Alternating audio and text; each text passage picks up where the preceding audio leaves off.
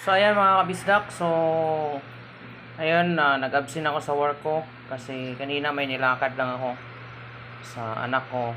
So sinamahan ko siya, okay naman at ngayon nandito ako ngayon sa Cavite. So atin ako ng Bible study. So ako naman ang magluto ulit ngayon. So ito yung ulam namin mamaya kasama yung mga bata doon. Yan, gisadong sayote na may giniling. So yan, ayan na po yung sahog niya. Giniling, bawang, sibuyas. So ito na po yung sayote. So naka-ready na yan. So gigisahin ko na yan. Okay na yan. So hinantay ko lang yung minute yung kawali. So tara na mga kabistak. So umpisahan na natin. Lutuin na natin to. Yan. Okay kayo. Lami kayo.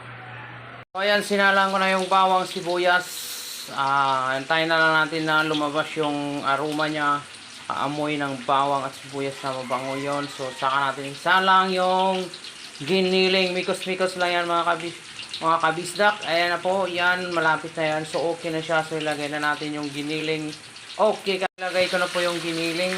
So yan, pwede natin yan haluin kasi wala naman siyang suka. So ayan, antayin na natin siya mamaya na medyo magkulay brown na yung giniling. So ilagay natin yung sayote. So saglit lang to. Ito yung mabilis na ulam na madaling lutuin. Mga nanay, mga tatay dyan, madali lang itong lutuin sa bahay. So yan, bawang sibuyas lang. Tapos lagyan mo ng 4 cubes. Yun, gisa yung giniling yan. So antayin natin mag-brown siya. Saka natin lagay yung gulay yan. Okay na siya, mikos-mikos lang yan mga kabistak. Okay kayo, lami kayo. Yan na mga kabistak, okay na yung giniling. Good na siya, templado na yan. Kulong-kulo na, so luto na yan. Sabay, ilagay na natin yung gulay ngayon. So okay na kayo, lami kayo. Mikos-mikos lang yan mga kabistak.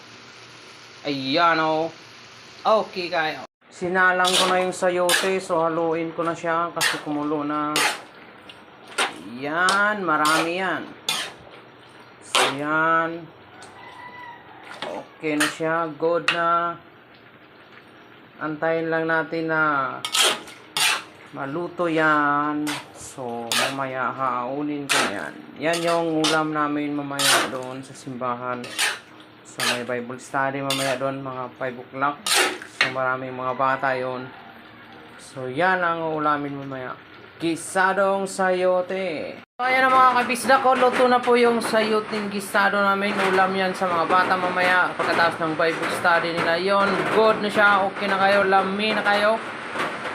At lagi niyong tandaan ang pagluluto at kung ano man ang gagawin mo ay alay nyo kay Lord para yon ay magiging masaya kayo sa ginagawa nyo at lalo na sa pagluluto masaya kayo at samahan nyo ng pagmamahal. Yun po ang tunay na sikreto at lalong sasarap yung pagluluto mo.